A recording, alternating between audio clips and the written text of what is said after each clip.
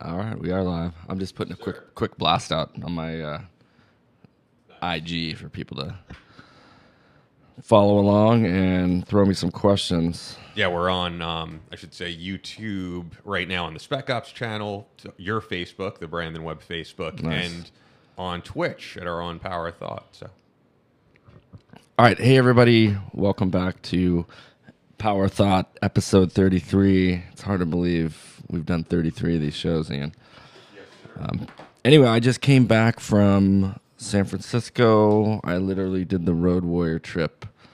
I flew out to teach a class for CreativeLive on my last book called Total Focus. While the book is about focus, there's a lot more to it than that. And some of that I want to cover in today's show. Apologize for my voice. I've just getting over a cold. But I flew out to San Francisco, literally got in. I don't even remember what day it is. I think it was. I got in Thursday, prepped, taught the class Friday. today's Friday. Today is Friday. Yeah. So Wednesday, got in Wednesday evening, went straight to the airport to CreativeLive Studios, got the production brief. Then the following morning, up at 6, 7 o'clock, picked me up, got in studio, taught the class to a live studio audience, and something I really hadn't done since I was running the sniper program was teach. And I remember it just kind of all came back to me. In the class I taught, I had to pull out the course out of the book and put it into a PowerPoint slide format. And something I just really enjoyed. It was nice to kind of get up and teach to a live studio and live online audience. And then what CreativeLive does is they edit that class and then they have it available for paid download. So really excited to work with those guys. Super impressed with just how squared away the CreativeLive team was. And with that said, I did put out a blast just now on my social media. If you guys have questions, I would love to get some more engagement on the show. And I was talking to Ian before we kicked off the show about moving our live show to more of an evening block, maybe when people are on their way home, and they just to encourage more engagement with the show. All right, remember to follow us on Twitch at Power of Podcasts. We are live streaming regularly to YouTube on the Spec Ops channel, my Facebook author page, and then you can follow the show on Twitter and Instagram at Power of Podcast. And you can subscribe on Apple Podcasts, and the reviews we definitely appreciate. So I'm going to touch on a couple things that I taught in my class. The first thing was focus. And I had a quote in there, and it's directly from the book. It says, "Chase two rabbits, both will escape." And that's a Russian proverb. Really something I struggled with when I transitioned out of the military. For one, is how do you let go of that former identity? It's something we're going to talk about a little bit later in the show. But also, I had so many opportunities. What do you focus on? What do you do? And I see that today with a lot of people that I interact with that have a problem focusing on what to do. They're chasing 3-4 different opportunities. Plus, today the world we live in is tons of distractions with social media. So how do you focus? And a big part of that, which I've talked about on the show too, is having a plan. I think having a yearly personal plan is super important, and to categorize it by profession, personal, family. That's how I categorize it. And when you have opportunities come and you have your plan and your one kind of professional purpose, if the opportunities don't align with that, then it's easy to decline, right? And my own personal example is that was when CreativeLive reached out to me and said, "Hey, we want you to do this course and take Total Focus." it was easy for me to say yes because, okay, it's a genre that I want to get more into. It's on a book I'd already written, and it's going to help with book sales and help me kind of transition to a little bit more of a different identity. And so it was an easy yes for me. Another opportunity I had recently was somebody reached out to me. They had raised a ton of money to do several indoor shooting range locations, and they wanted me to be on the board of directors, and it was a paid position, some options, and I just said no. It was an easy one for me to decline because it just doesn't align with my business or the kind of writing that I'm doing. And so when you have a plan and you have that focus, the plan really does serve as a shield for allowing you to kind of check and bounce back those opportunities that don't create alignment. It's easy to get sucked in. I've had another example. I'll give you. A friend of mine from the CIA reached out and said, hey, I got this billionaire family. They want to do the security detail. Can you put together a detail? And money's no object. And, for a slight moment there, I was like, oh, God, I probably could put that together. But then I just started thinking, wait a minute, this is, I started thinking about the liability, going to form a company, the insurance involved. And then I just said, no. I was like, I can't do it. It's totally not aligned with what I'm doing and with my business, with media and e-commerce and my writing. So the importance of having that plan is huge. And I think we covered the planning, and I would say it's probably the one in the first 6 episodes we did. I really went into planning deep. So you guys can go back and look at the archives on the show and see that. Let's see. I also want just to highlight some stuff from the class I taught. I talked about winning in your mind and the power of positive thinking.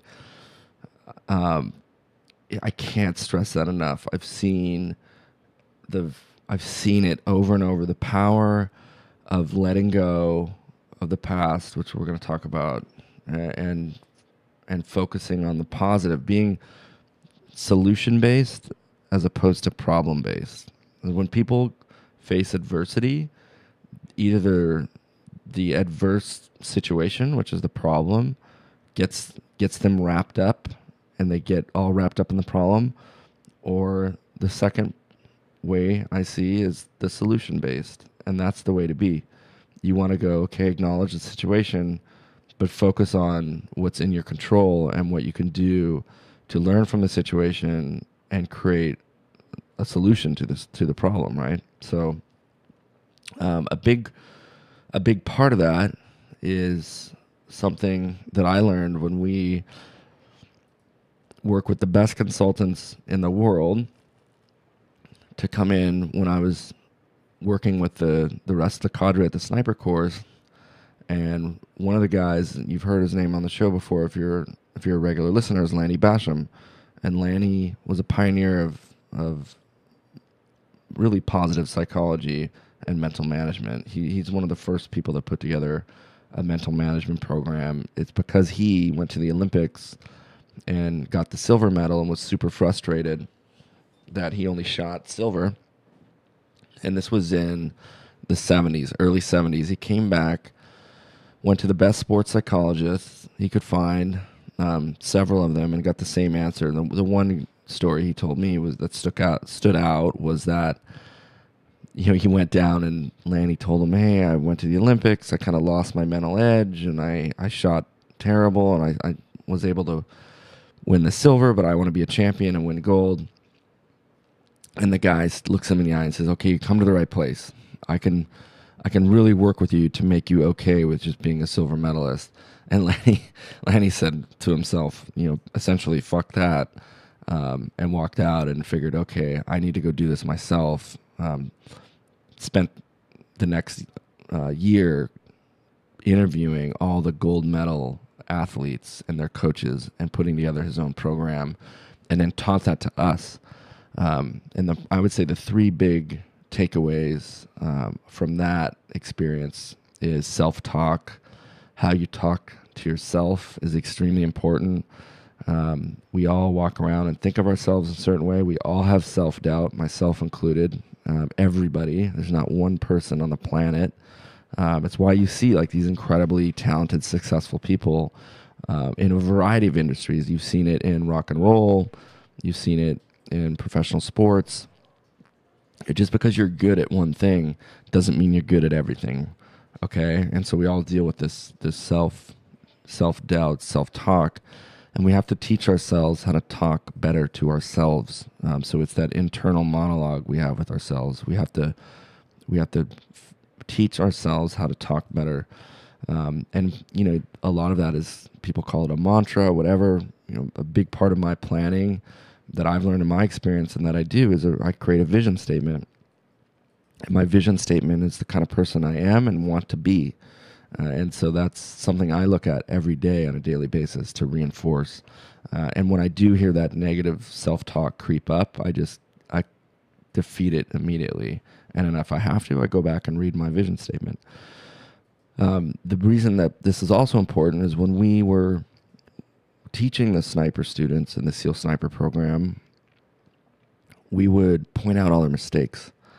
And I would say in most cases, when you're teaching or coaching somebody, or in a work environment, even when you're working with a team of people, it's the worst thing you can do is start pointing out all the mistakes people are making, because it just does no good. It's pointing out and reinforcing negativity, and you're programming the team for failure.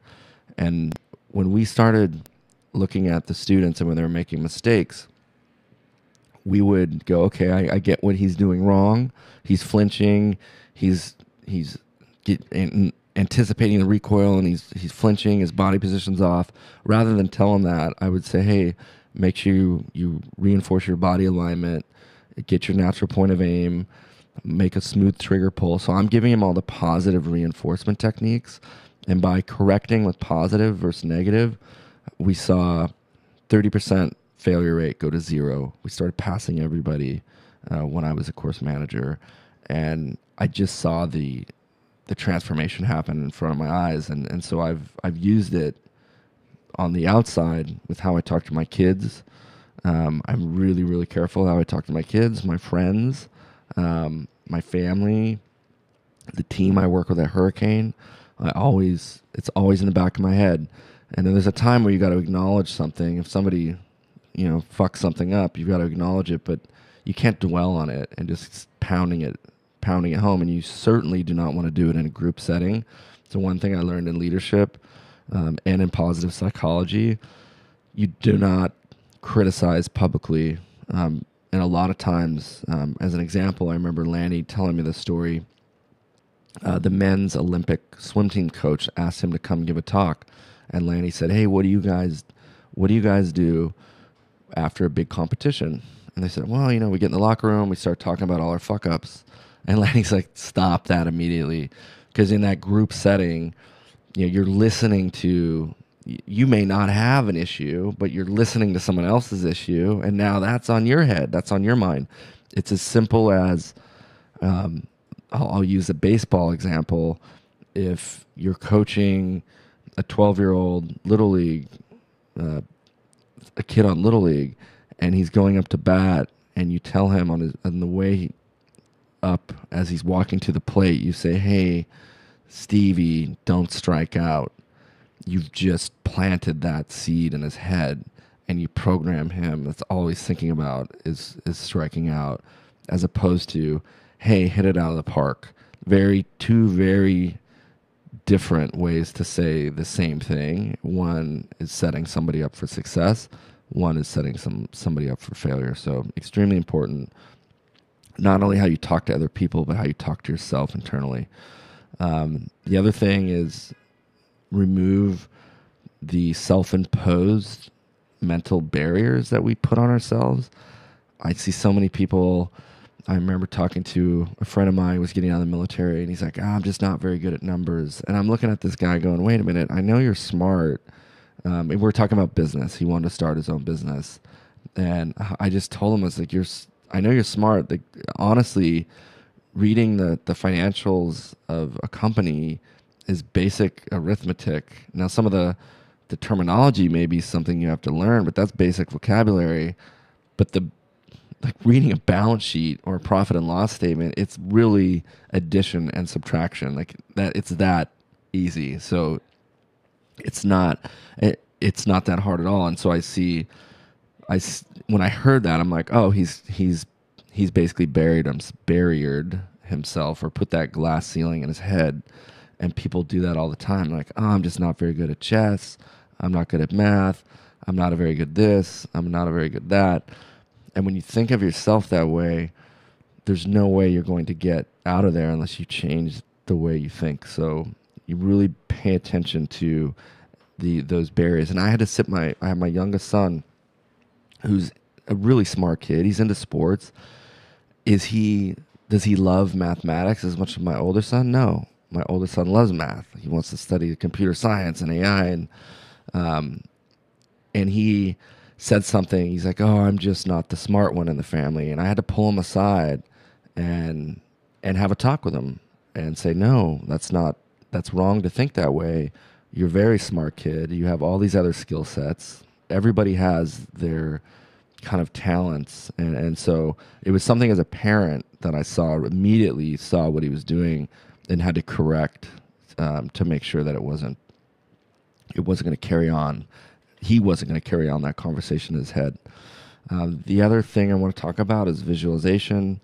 I can't talk about visualization enough. I don't care if you're giving a public speech, you're prepping for an activity, you're going to do an activity. I remember when I did my instrument rating, it was a really hard test to pass, because you get in the airplane, they put this hood on you and you can't see outside the plane. You literally have to fly the plane for an hour only looking at the instruments for the moment of takeoff.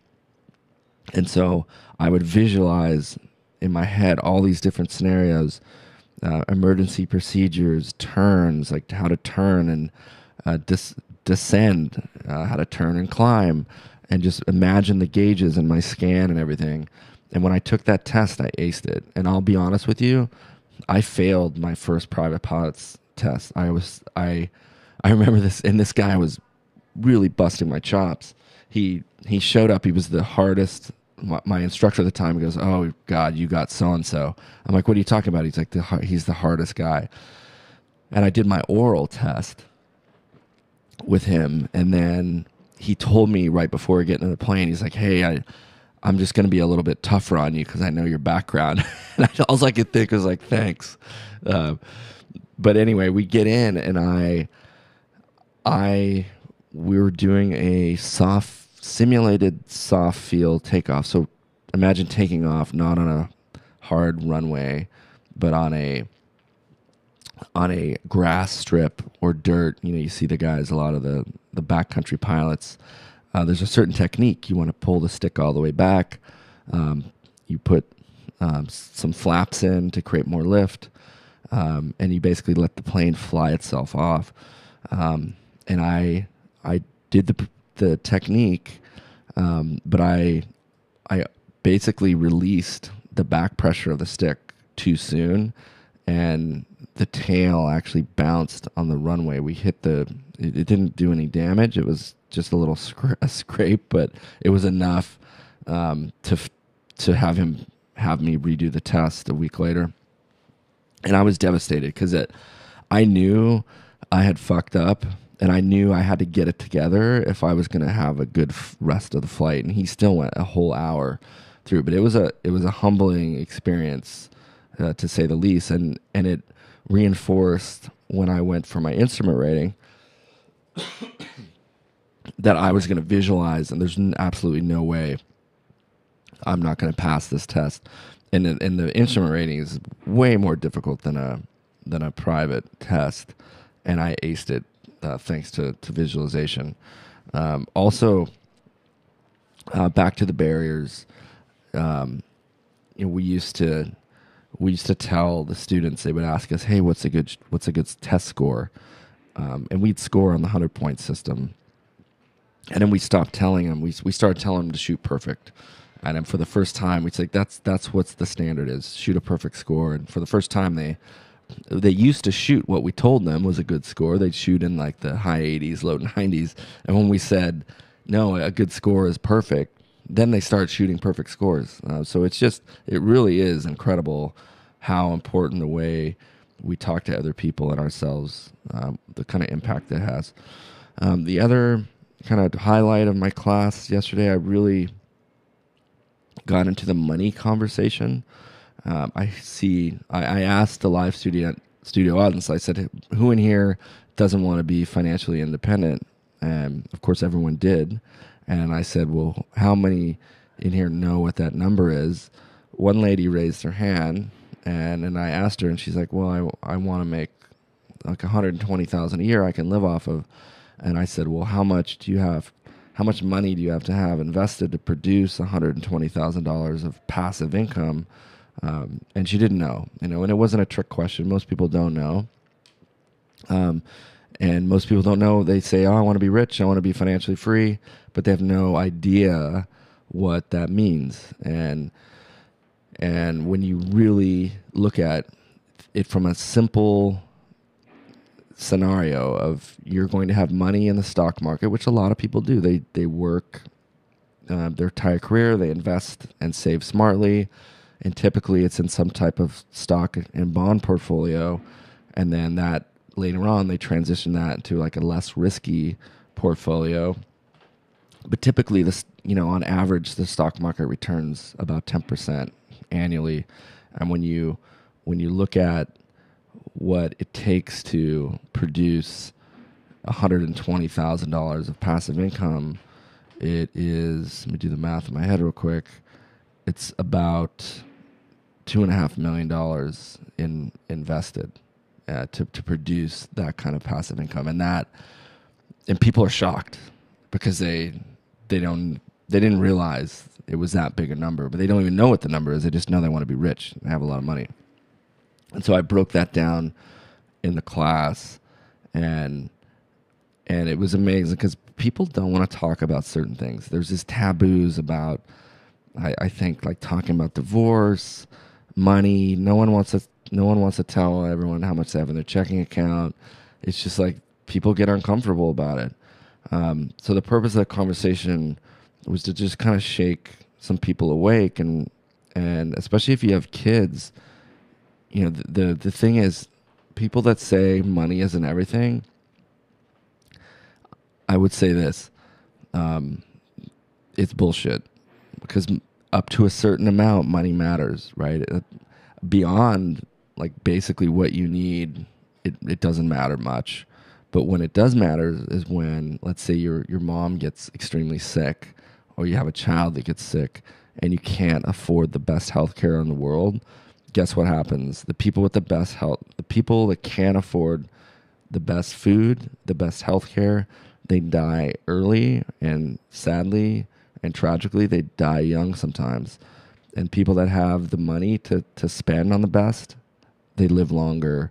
And that's just the facticity of life. As cold as it sounds, that's exactly what happens, and nobody wants to talk about it. And so, for me as a dad, I remember doing this in business school, this exercise about money, and it freaked me out because I said, wow, I really want, for me, my number is closer to $300,000 a year.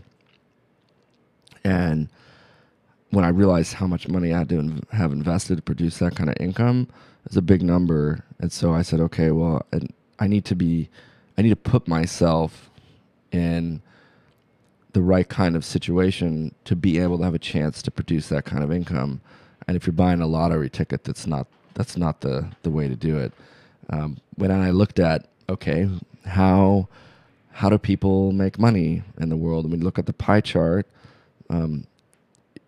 at least in the U.S., it's well over 50% of the top 1% own businesses. The rest, it's a very small percentage that are the doctors, lawyers, another even smaller percentage that are celebrities, and such like that. It's all divided up among those groups, but it's, I would say, I think it's close to 70%, something like that, are business owners. So it's just something to think about. The last thing I want to talk about is adversity. I'll read a quote. Great leaders know that adversity produces the greatest opportunities in life. I think that's so true. I can tell so much about a person in a couple minutes just by seeing how they handle an emergency or an adverse situation. You can just tell so much about the person, and it's back to what I said at the beginning of the show. Either you become problem focused or solution focused. That's usually, where people go, one or the other directions. Let me see. I'm just looking through my notes here.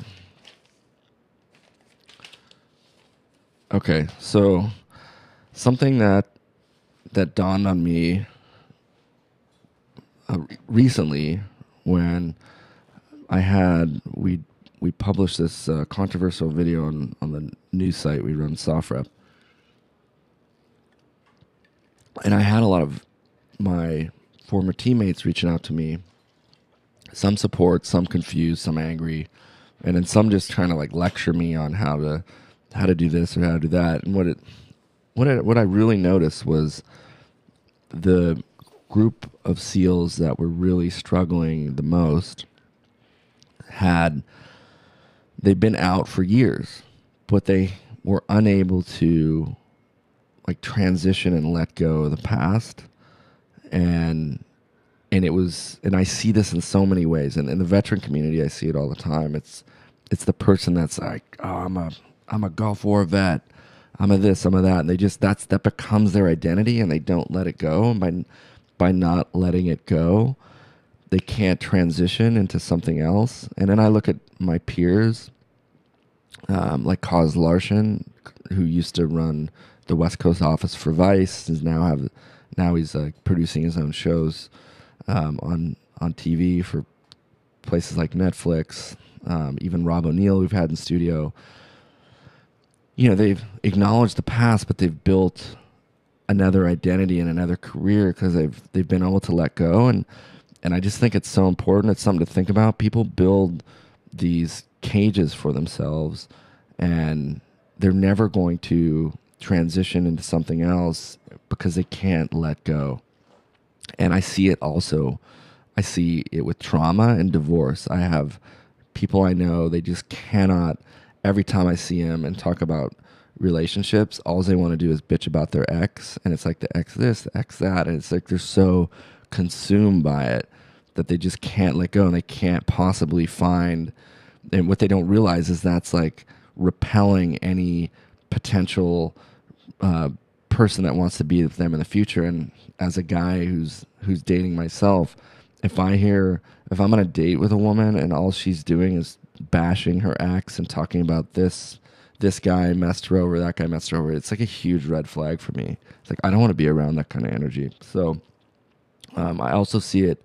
I've seen it with people that have experienced traumatic events. I look at Dakota Meyer, for instance, the Medal of Honor recipient. Incredible, tragic event. He never wanted the Medal of Honor, but it was awarded to him. And here's a guy that was able to go through incredible trauma and come out and kind of let it go. And he told me, multiple times he wished he would have really not chose to be a Medal of Honor recipient. I think because he feels at times he may be trapped in that identity, but he's done a great job of kind of becoming a motivational speaker and speaking out and building this second life for himself. And I've seen other recipients of that medal, and they're just stuck. They're stuck in that identity, and they show up to the meetings and they do their thing, and that medal becomes everything for them. And in my own community, it's a big thing to be a SEAL on active duty. It's a great accomplishment. but not all the skills translate well to business and the real world. And to be honest, the real world, other than maybe like thank you for your service and buying you a beer at a bar, the real world doesn't give a shit whether you were a SEAL or not. When you transition to the outside, you're pretty much on your own, and that's something I learned early on, the hard way, when I got out. So I just think it's an important thing I wanted to talk about and just relate my own personal experience, because I've let it go. It took me. I'm not gonna say that my SEAL identity hasn't helped me get where I am today, because it has. It has in my writing, writing the experiences, and opening up doors. But I've transitioned. Like today, I can say I've been an entrepreneur longer than I've been a SEAL, 2 years longer, and that's what I am today. I don't consider myself a SEAL. I consider myself a business owner and an author, and that's it. I recently took it out of my social media. You don't even see the word SEAL in there anymore. But anyway, hopefully you guys identified with some of that stuff, and I encourage you to go check out that class on CreativeLive. I might even be able to see if we can run a contest through the show here and get you guys some download codes. That'd be cool for just as a giveaway item. And then, Ian, did we have any questions coming? Yeah, I'm looking. We have a lot more just comments, but stuff that Cool. you could kind of comment on. Yeah. If you do have any questions, shoot them over. But one, I see a lot of people being engaged on YouTube. Aslan Rising 1776, like his original comment. How do we have a positive? This is actually a question. How do we have a positive attitude without ignoring or denying reality? A lot of the positive talk I hear seems to deny some part of reality. This is especially true when considering human nature. Yeah, it's back to the first point I made.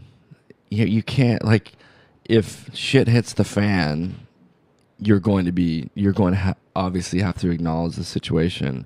What I'm saying, there are people that will go, oh my god, oh my god, oh my god. I mean, think of the movie The Aliens, right? We've all probably seen that movie Aliens, and I forget that character in the movie where he's like, oh man, we're goners, man, we're toast, like that alien's coming to kick our ass, and the next minute he's blown away.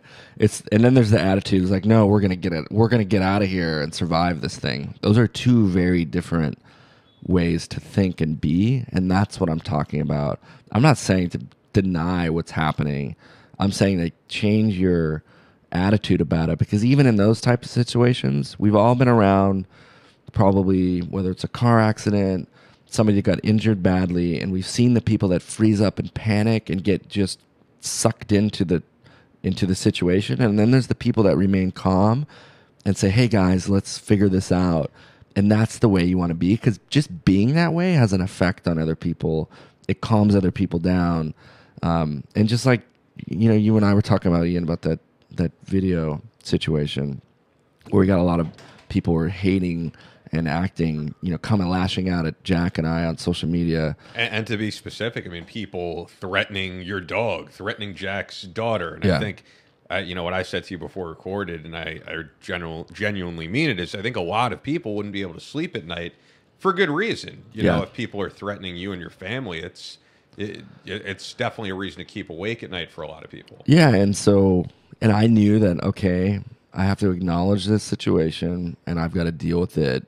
And because I knew how I deal with this, other people are going to watch and they're waiting to see, right? I'm the CEO of this company, and they're going to look and see, okay, how is he handling this?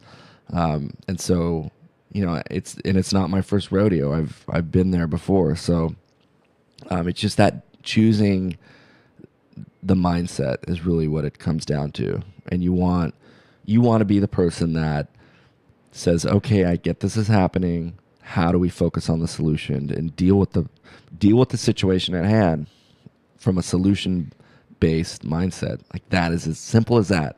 Instead of getting sucked in and just focusing on the problem and panicking and just getting drug into the problem, because we've all seen it goes one way or the other usually. Sure. Antonio K, absolutely being financially stable is a necessity, but of course the greed for money is where fault may lie. And he says, I hear you. Yeah, no, I mean, look, I think a part of the greed is ignorance, and people, they just they don't really know, right? Like, it's like I have people all the time like, I want to be rich, I want to do this. I'm like, you don't even know what rich is. Like, how much is rich to you? Like, what is that number? Is it $1 million? Because $1 million isn't that much money in the real scheme of things. But yeah, no, I'm not denying that there are ignorant people out there and greedy people, because there are for sure. I assume this person might know you because Joshua Lee Cox says, "Hey bud, just listening while I polish the plane." Good stuff. Oh, nice. So I guess a fellow pilot. Very cool. Goldie Baker, at what point do you make the determination that you're not simply misdirected, but you actually need professional help to get beyond a traumatic experience? Or do you think people don't know how to self-coach? I think self-coaching is a part of it, and having help. Everybody needs help. I have a business coach, Jarek Robbins. We had him on the show. Every professional athlete. I don't know anyone that's performing at a serious high level that hasn't had help or regular coaching at some point in their life. What I'm trying to give back is, look, there are a lot of things you can do by yourself and improve yourself in addition to seeking out help. I mean, if you're, for sure, I've used psychologists before. I don't think there's anything wrong with it. I love that show Billions, and one of the things I love about that show is that Axelrod's has a performance psychologist in the office, and people come in with these real issues, and she just kind of whips them into shape and gets them back out there doing what they're supposed to be doing.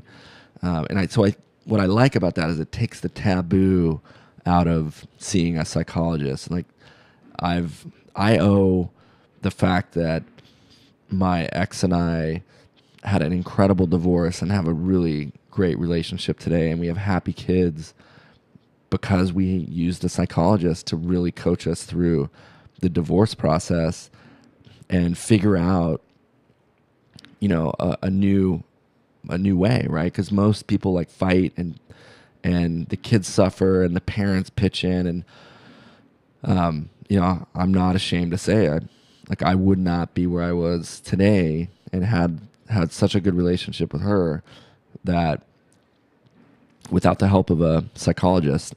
And I was in San Francisco, and my son was on a field trip with his band class, and he texted me, and he's like, "Hey, Dad, I'm free," because I didn't think he was going to have free time. He's like, "Let's go eat." So we had this great dinner, and then his mom sent me a text, "Hey, that was so cool. You got to see your son," and we were just sharing like she didn't have to do that, but that's the kind of relationship we have because we've worked hard to get there.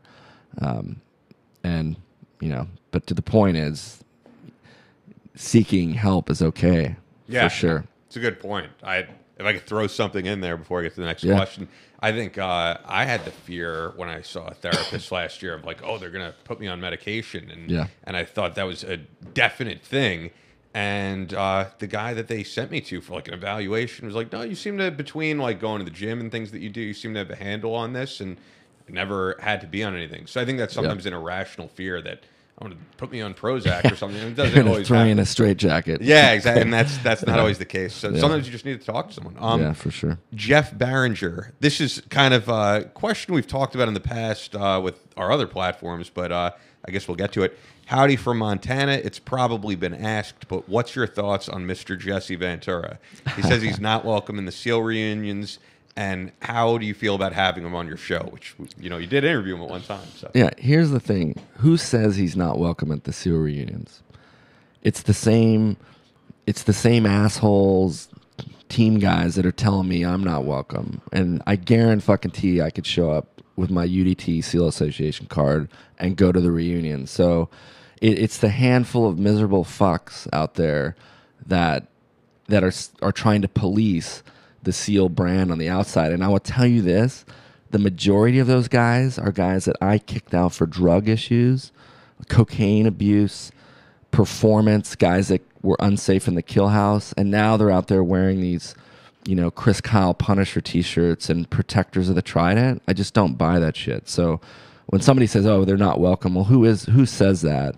Like, is that an official release from Warcom, the parent command of the SEAL community? No fucking way. So, anyway, not to go off on a tangent, but you hit a hot button. Jesse went through Buds, was a UDT guy. He earned it like anyone else. Do I agree with the lawsuit stuff that happened? No, and I've said that publicly. But it doesn't take away from Ventura's service. And it is what it is. I don't agree with a lot of what went down. I thought the lawsuit, that was a terrible thing all around to happen. We got enough drama in the community. But that said, I've made my point on Ventura clear. I'm not a big fan. I don't have a personal axe to grind with Jesse. I wish him the best, man. Like that's all I can say. And I know he's had some issues but anyway, I think that answered the question. Yeah, for sure. Unless anybody else has any other questions, I think this might be a good one to end it. Unless, as I said, if you want to shoot over any more, but it's a good point. Bill Spone, hopefully I'm pronouncing that right, says some people use their excuses to make up for their lack of ambition. Oh yeah, I mean now you're preaching to the choir, brother. I see it all the time. It's they say, there's tons of excuses. I hear them all the time. It's, I can't quit my job because I'm worried what's going to happen. I'm not going to have enough, money. It's like, I see people, they're trapped in their own excuses all the time. And the thing is, the one thing I've learned, and I've learned a lot of lessons, is you can't do it for somebody else. You cannot gift somebody achievement. They have to do it on their own. And to earn it on your own means something. I remember when all my kids are in jiu-jitsu now. And before that, they were in Taekwondo. And my daughter tested for, I think it was her purple belt. And she just didn't put in the work. And she did her test. Her brother got his belt. She stood up. The instructor, I thought the way he handled it was great because he pointed out all the positive things she did right, and then didn't point out her mistakes, but it says, hey, these are things that you need to improve on. And she didn't get her belt. He said, I'm not giving you your belt today. She held it together, but she had to take that criticism in front of the class and the parents and myself. And then outside, she kind of broke down and started crying. And I just said, hey, look, you're gonna earn it, and it's gonna feel that much better, 3 weeks from now when you retest. And I would say it sticks out of my head to this day. When 3 weeks later she tested and got that belt, you could just see the confidence and how happy she was that she actually earned it, because she knew she earned it. She didn't give any excuses, and just to see that as a parent is a powerful thing. And it's something I wish a lot of parents out there would let their kids go out there and, skin their knees a little bit more and set themselves up for the real world a little better. I think parents are a little too protective these days, and the kids aren't able to kind of achieve things on their own. They're just sheltered. And then when they're out in the real world, it's no joke, and they're just freaked out, Yeah. You want to take one last kind of international politics question? Antonio K., any thoughts on the Syria conflict currently? Definitely interested in your perspective. Yeah. God, it's such a, I would say I'm not as well read up as, say, Jack Murphy is, who's the editor of our news site. But the thing that people need to understand with Syria is, we contributed to the civil war in Syria with pulling out of Iraq and leaving this vacuum of power in Iraq, and Iran was able to kind of come in. The reason Syria is important to Putin is because it's a strategic base. We have strategic bases in Saudi Arabia. We have one in Bahrain. We have them around the world. Well, that's a major strategic position for Russia.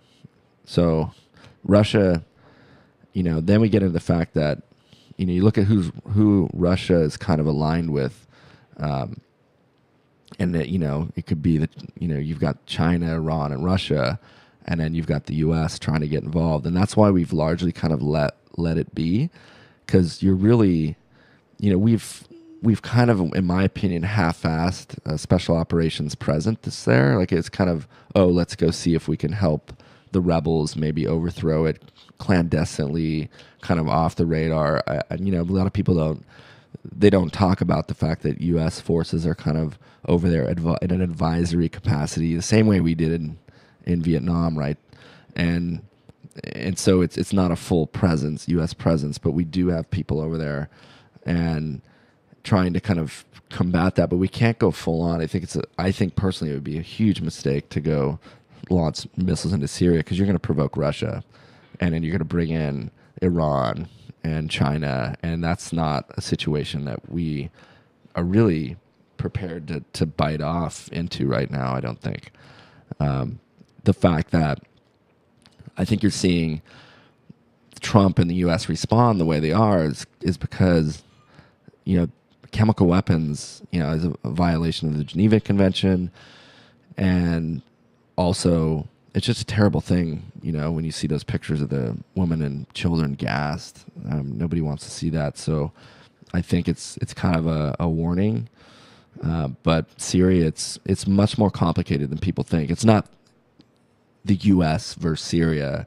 It's really the U.S. versus Russia in that scenario. And do we want to go to war with Russia? I don't think so. Cool. All right. Hey, thanks, guys. Those are some good questions. I appreciate you guys listening in today. Hope you guys listen in again. And please leave us your comments. We're thinking about doing the show at a little bit later time block, probably like 5 p.m. Eastern time, a little bit later in the day, just so we can get some more people tuning in and engage. And sorry for the voice in and out. I'm struggling here with the cold. Please give me a follow on my personal page at Brandon T. Webb on Instagram and Twitter. Follow us on at Power of Podcast on Twitter and Instagram. Please leave us a review on iTunes or wherever you're listening. The reviews really help. This is an unsponsored show, so we really appreciate the feedback and the support, and just having you guys give us those reviews goes a long way for us to potentially getting a sponsor in the future. So you guys can continue to listen for free. And I appreciate it. I appreciate you guys being real with the questions, and hopefully you guys appreciate me giving it to you real today, unfiltered. And that's it. Power Thought, episode 33. We'll see you guys.